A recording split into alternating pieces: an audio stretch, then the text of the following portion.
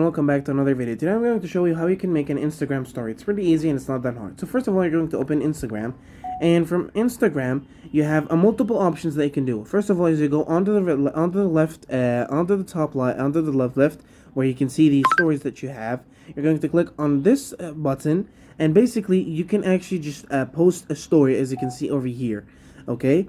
And now the more uniform way is actually if you go back and click on the plus icon down on the middle, you can actually go to just post a normal post, or you can go the story, a reel, or you can go live.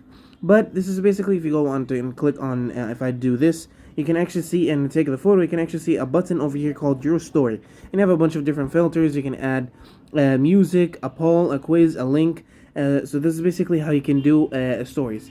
Now the easiest way is actually if you go onto the home page and you swipe to the left.